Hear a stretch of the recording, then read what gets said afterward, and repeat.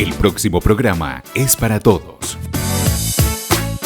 No contiene escenas de sexo o violencia.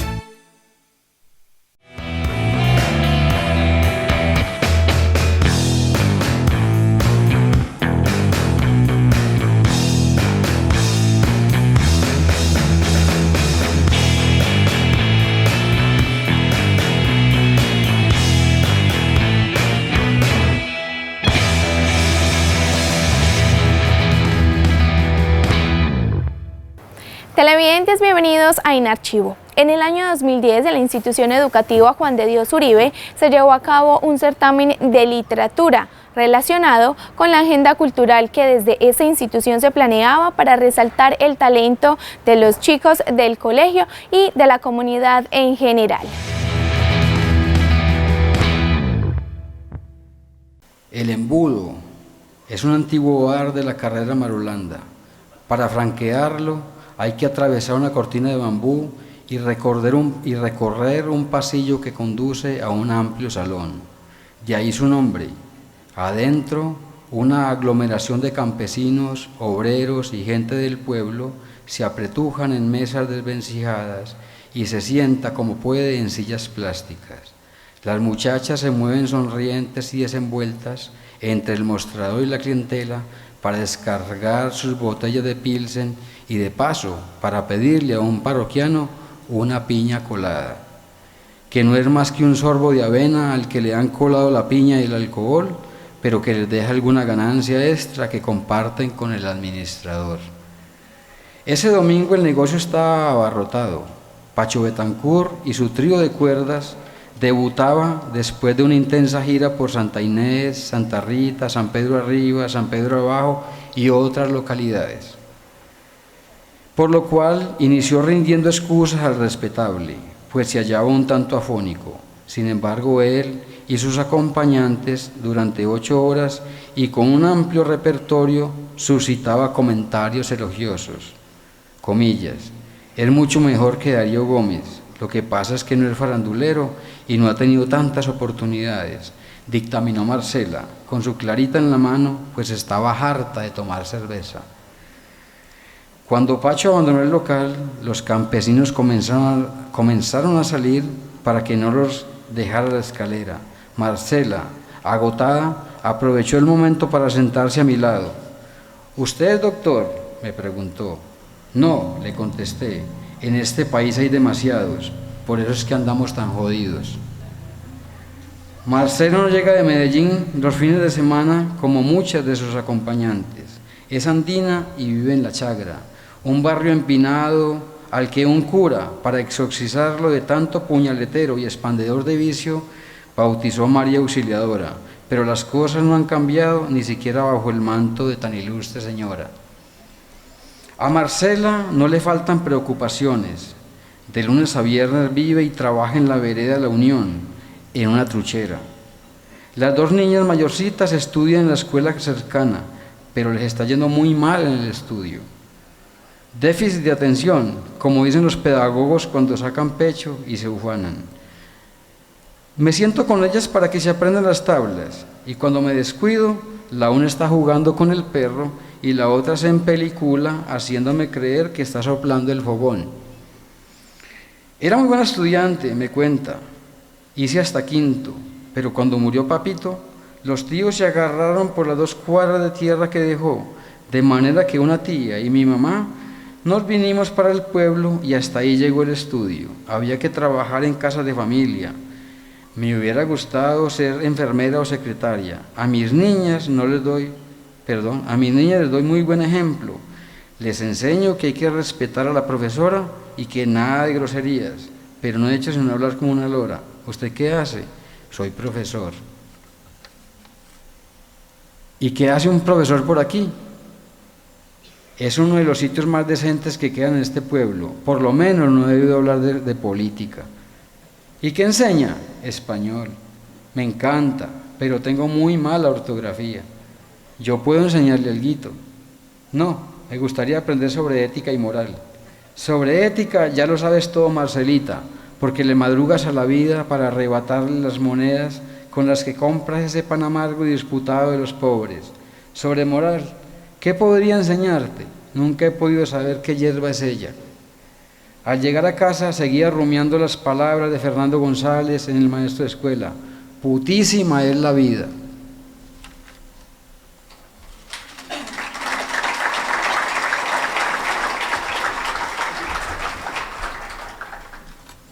Aquí hay una crónica de un personaje que realmente hemos desconocido, pero que vale mucho la pena, don Efrén Bustamante. La hice hace algunos años. Hoy don Efrén cuenta con 102 años de edad. La hice hace unos 14 años, pero tiene verdadera vigencia. Retrato de un fotógrafo campesino. En límites con el municipio de Jardín está la vereda de San Bartolo de Andes. Sus gentes, en su mayoría caficultores, están en permanente actividad y dispuestos, siempre que sea preciso, a reunirse en torno a proyectos de avance comunitario. En medio de las verdes sementeras, las casas campesinas resplandecen con el escándalo diario de sus jardines en explosión de flores y aromas. Allí en su tierra de siempre, decidió establecerse para pasar los últimos años de su vida el fotógrafo don Efrén Bustamante, luego de que un terremoto del año 79 destruyera su estudio y echara a perder parte de su maquinaria y de su valioso material fotográfico. Don Efrén es hoy, 1996, hoy tiene 102 años. Un hombre de 89 años al que todavía le quedan suficientes energías para cuidar su cafetal, renegar de los bajos precios, maldecir el invierno y la broca y tender su mano enérgica de amigo a quien se acerque a su agradable vivienda para compartir buenos recuerdos y sobre todo excelente música, desde el dueto de antaño hasta Beethoven. Su infancia, nos cuenta, en esta misma vereda y al libre albedrío, le marcó su destino visionario entre los embates del hambre y sus sueños de grandeza. Primeros asombros. Cuando Efrén abandonó la escuela, sintió una atracción mágica por las malditas ruedas volteando y se metió, o lo metieron, de atizador en un trapiche de caña. Por las tardes hacía cosas de piñuelas, aparaticos que volteaban, hasta que un día alguien en la vereda le contó que en el pueblo unos como frasquitos que pendían de una cuerda de los techos iluminaban más que 20 mecheros de aceite de higuerilla. Juntos y únicamente con algo que no podía verse y se llamaba electricidad. Verlos para creerlo. Esa tarde se escapó para Andes y conoció el milagro del alumbrado eléctrico y la planta generadora de energía que manejaba Felipe Arias, comillas, y allí me sacaba cada que me metía a ver esas malditas ruedas volteando. Me amenazaba con tirarme a la trilladora que había cerca, pero nada, yo seguía asomado mirando esas ruedas girar, y ahí me picó la fiebre de la electricidad. Comillas. Lo único que me he robado en mi vida fue de niño en el hotel de doña Domitila, que quedaba donde antes estaba la caja agraria, ha sido un bombillo quemado. Lo metí en la jiquerita en la que traía el mercado. Cuando llegué a la casa lo cogí y lo amarré de un fique y la luz de una lámpara de aceite se reflejaba en él. Yo feliz mirando el reflejo. Me iba hasta Andes a ver un bombillito prendido por esas trochas horribles. En una ocasión se le ocurrió ponerse a soldar unas vasijas de peltre y viendo que se calentaban las latas con el ácido muriático, pensé que por ahí podía ir la cosa y metiéndole lógica, equivocándome, volviendo a empezar, construyó una planta de arena con la que luego logró, de muchos intentos, iluminar la casa con bombillitos pequeños. Eso parecía un pesebre. La música. Soy un aficionado por la buena música desde que conocí el fonógrafo. Venía un señor de Medellín con un cajoncito terciado a la espalda y se instalaba al frente de la plaza. A mí me daban 5 centavos de ración y yo gastaba 2 para oír las cancioncitas. Hoy daría cualquier cantidad de plata por volver a escuchar aquello de olas que el viento arrastra por el inmenso mar, cual débil barcarola que azota el huracán. Se oía muy mal el sonido, pero a mí me pareció ese invento fabuloso. ¿Quién iba a creer que se podía grabar la voz de una persona? En una ocasión iba yo con la viejita con la que vivía, cuando oí sonar una cosa tan hermosa, caramba. Me solté de ella y me fui yendo. Sonaba en la casa del doctor Antonio Parra, padre de Tartarín Moreira. La casa tenía un zaguán en la entrada y vi que el doctor se afeitaba mientras oía el gramófono. Seguí curioseando todos los domingos.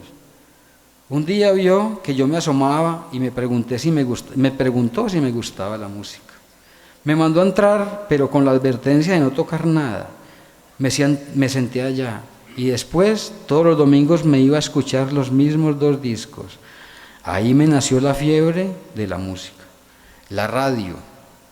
Un día don Cuco Martínez, el dueño de Luna Par, trajo una pianola.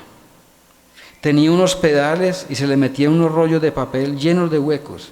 Los campesinos le dábamos cuerda con los pies y le sacábamos sonidos. Cuando trajo el primer radio, hasta el cura en la misa invitó a todo el mundo para que conociera la última maravilla de la ciencia, la radio, el sonido perfecto. Se llenó el negocio. Ese día no pudieron coger nada. Tiberio Macía hacía enormes esfuerzos, pero las ondas nada que aparecían. Pero a mí los sonidos parásitos que producía el radio me parecieron música celestial. A poco tiempo yo estaba aquí jornaleando y un primo mío pasó contando que había escuchado una cosa muy rara en el Luna Par. Arranqué en un taparito de yegua para el pueblo y estaba sonando la voz de la Víctor, que era lo primero que se escuchaba junto con la Nueva Granada. Me dio la enfermedad. Con esa pobreza tan terrible, y yo empecé a ahorrar y a pedir prestado. Me levanté unos centavos y me fui para Medellín.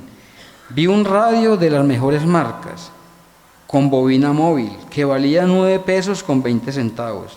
Lo traje, pero y la bendita electricidad en la vereda. Yo tenía la plantica de arena, pensaba que no era sino pegarlo a esa cosa. Saqué los alambritos con los que prendía el bombillo. Todo se me quemó, se prendieron esos cajones. Pero di la luz piloto del radio. Pensé, esto es lo que necesita, es algo que voltee como la planta de Andes. Hice una dínamo, pero por ahí quedan restos, con tubos de guadua y máquinas de pelar café. Tenía una voluntad pavorosa.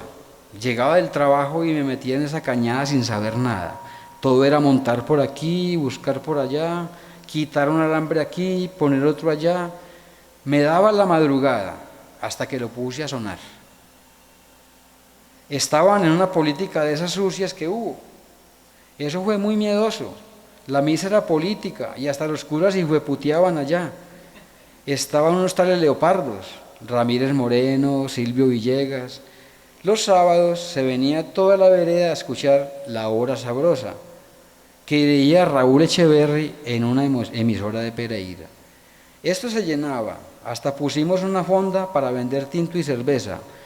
Detrás del invento llegó el negocio y empecé a viajar a Medellín y a negociar con radios.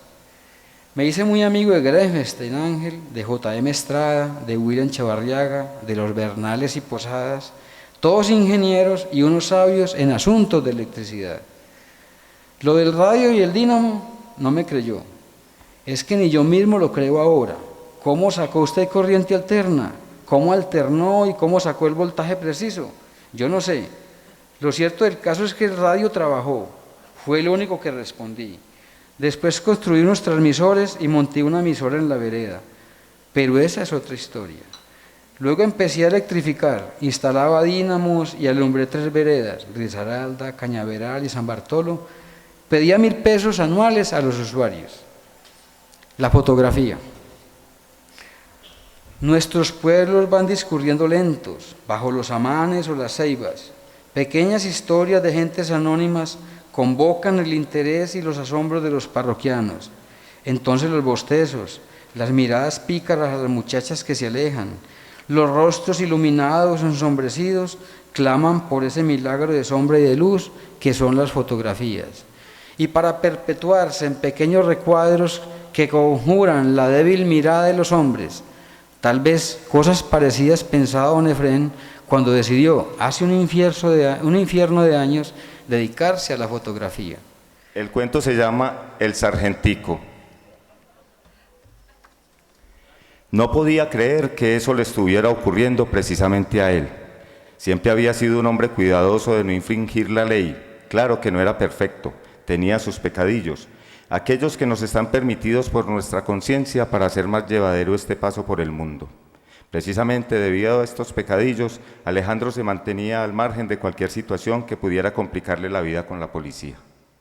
Pero no estaba dentro de sus cálculos que ese día, en el que estaba en compañía de su novia, fuera a ser víctima de la arrogancia del sargento que dirigía el puesto de policía de su pueblo desde hacía un par de meses. Este hombre, el sargento, era de baja estatura y regordeta figura, y se veía dentro de su uniforme como una caricatura, como Mario Bros, muñequito chaparrito, de espeso bigote, vestido de overol. Desde que el sargento había llegado al pueblo, estaba fastidiando a todo el mundo con procedimientos, requisas y toda suerte de requerimientos. Todo le parecía sospechoso y enviaba al comando para una rigurosa requisa a los capturados. Previo escarnio público porque tenía por costumbre esposar a cualquiera y hacerlo llevar escoltado por varios agentes a pie a las instalaciones del comando de la policía.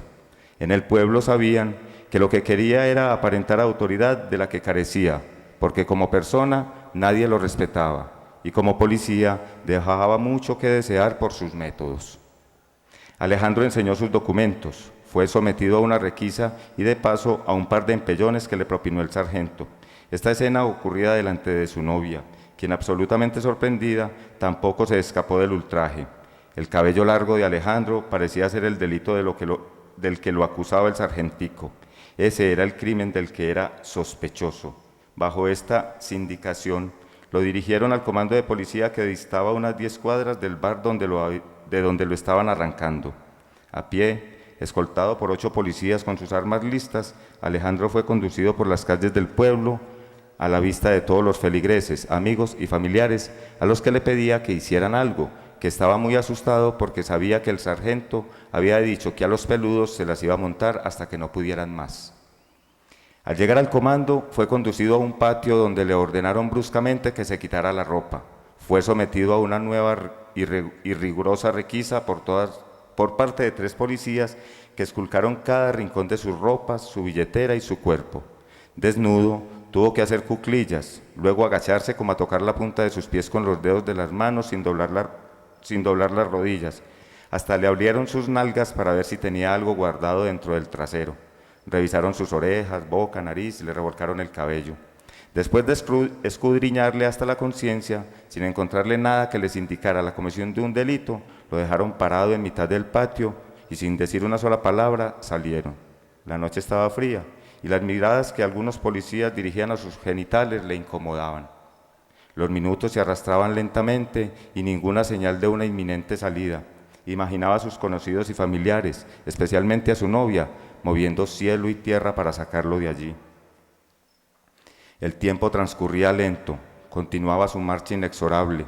El frío iba calando la desnuda figura de Alejandro. Un policía se le acercó y le dijo que se pusiera los calzoncillos. Así lo hizo. Después, el mismo policía lo sacó del patio y por un oscuro corredor lo condujo a un calabozo y a empellones lo embutió en él. Alejandro se estrelló contra una fría pared, se dejó resbalar al suelo hasta quedar sentado y ahí se quedó quieto. No veía nada, no escuchaba nada, solamente, de vez en cuando, una pesada puerta de hierro que se abría y se volvía a cerrar casi al instante. Estirando las manos, calculó que el calabozo no tendría más de 2 metros por cada lado. El desconcierto de Alejandro era infinito. La incertidumbre generada por la falta de información respecto al motivo de su detención y de su incomunicación iba en aumento y fue tornándose en desespero. Sintió un nudo en la garganta que lentamente fue disolviéndose en calientes y saladas lágrimas de impotencia, rabia, incertidumbre y odio hacia la pequeña y estúpida figura del sargento, pero principalmente lloraba de miedo. Calculó las horas y creyó que ya debía estar amaneciendo. El calabozo continuaba oscuro, estaba tiritando, el frío había agarrotado sus músculos, ya no sentía rabia, solo miedo, un miedo visceral ya enquistado en su ser. No había hecho nada, pero el sargento le había mirado de una manera tan siniestra que supo que estaba en serios problemas. Nada, el tiempo transcurría y no pasaba nada, solo la puerta. Gritó, no hubo respuesta, suplicó, y sus palabras quedaron retumbando, humillantes y humilladas en sus oídos. Golpeó los muros y la reja de su celda, nada pasó, solo se lastimó las manos. Se sintió mareado y se dejó caer en una semi-inconsciencia. Al despertar, la celda estaba iluminada. Tenía enfrente suyo al sargento, quien esbozaba una diabólica sonrisa y que al verlo despertar le dijo pausadamente: ¿sabes qué es lo más hijo de tu situación? Que no te puedo sindicar de ningún delito, pero ya estás en mi lista. Todos te van a ver salir esta noche, pedazo de mierda, te lo advierto. De mí ya no te escapas. Estoy en la tarea de barrer con todos ustedes, los que están acabando con la moralidad y las sanas costumbres de nuestra sociedad. Ustedes con su manera libre de pensar y de ver el mundo, con su bohemia atorrante y descomplicada. Ustedes, disque tan varones que se dejan crecer el pelo y se rompen las orejas como prueba de que no les importa lo que los otros piensen, que escuchan esa música satánica y se intoxican el esqueleto con cualquier porquería por el simple hecho de que está de moda. Ustedes son mi blanco. Yo quiero acabar con esa especie de la que vos haces parte. Lo haré, cuésteme lo que me cueste. Lo voy a hacer sin remordimiento, no me importa, con todas las ganas. Es mi responsabilidad con el mundo y con la sociedad. No va a haber forma de que nadie te ayude. Todos los que están aquí verán que te dejamos salir en la madrugada, porque no tenías nada encima. Habrá testigos de tu salida. Dicho esto, le tiró la ropa en la cara y le ordenó que se la pusiera. 2 policías y el sargento lo sacaron por el patio donde lo habían requisado. Vio las celdas llenas de gente. Algunos de los detenidos le pidieron que le hiciera llamadas a alguien. Vio rostros conocidos, amanecidos, borrachos. Alejandro no atinaba a pronunciar palabra. Estaba aterrado. Siguió al sargento y a los 2 policías hasta la guardia del comando. Allí firmó un libro con la hora de su salida, 3:24 AM. Después de que llamara a su casa y dijera que lo habían soltado, que ya iba para allá, lo dejaron marchar. Caminó con pasos largos y apresurados, sintiéndose perseguido. Las calles estaban en silencio, absolutamente desiertas, sumidas en la penumbra. Había recorrido 5 o 6 cuadras. Iba pensando cuánto le alegraría que alguien de su familia viniera en su encuentro, cuando de repente salieron del corredor de una casa 2 policías que, sin darle tiempo de decir nada, le taparon la boca de un puñetazo, lo esposaron y lo amordazaron. Inmediatamente apareció un carro y en él lo metieron de un empujón. El pánico se apoderó de todo su ser. Las palabras del sargento retumbaron en sus oídos. El vehículo lo llevó de nuevo al comando y a la misma celda por otro corredor. No vio a nadie, nadie lo vio volver. El día transcurrió lentamente, nadie volvió a asomarse a la celda, solo se oía la puerta al abrirse y al cerrarse. Cuando comenzaba a insinuarse la noche, llegaron por él. Lo sacaron hasta el garaje que tenía la estación de policía en la entrada y lo embutieron en un vehículo sin ningún distintivo que lo identificara como oficial. La puerta del garaje permanecía cerrada. Se asustó mucho más, pero no ofreció resistencia. Oyó la voz del sargento: ya saben dónde meter este pedazo de mierda. Ya hablé con el director, los estará esperando. Abrieron la puerta del garaje y por entre los vidrios polarizados del carro vio a su novia y a algunos miembros de su familia en la entrada del comando. Alcanzó a ver la desesperación en los rostros, sintió una especie de esperanza. Abrió la boca para llamarlos, pero un hombre de civil que estaba dentro del carro le dio un puñetazo en la cara, lo tiró contra el piso y allí lo retuvo poniendo un zapato contra su cuello.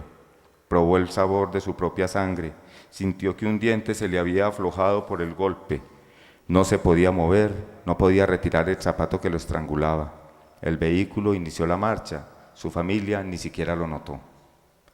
El recorrido fue corto, un frenazo, y se escuchó el sonido de una rechinante puerta de metal. El carro arrancó de nuevo y se detuvo casi de inmediato.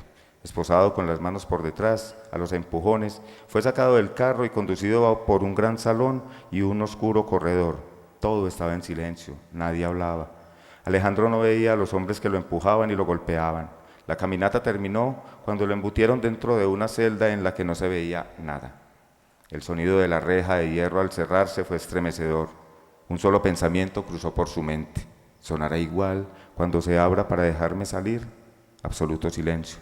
Continuaba esposado. Se sentó contra una pared. No sabía cuánto tiempo llevaba allí cuando empezó a escuchar murmullos y risitas ahogadas. Esperó con el alma en vilo, apretando todos los músculos de su cuerpo. No veía nada. De pronto, un poderoso chorro de agua helada golpeó su humanidad estampillándolo contra la pared. Estuvo a punto de ahogarse, pero al cabo de un infernal instante que le pareció superior a la eternidad, el agua dejó de golpearlo. Silencio, frío, dolor, humillación, rabia, desconcierto. Un frío lacerante consumía el cuerpo de Alejandro. Sentía el día avanzar y su dolor crecer. La boca se le estaba hinchando. Recordó que llevaba muchas horas sin comer.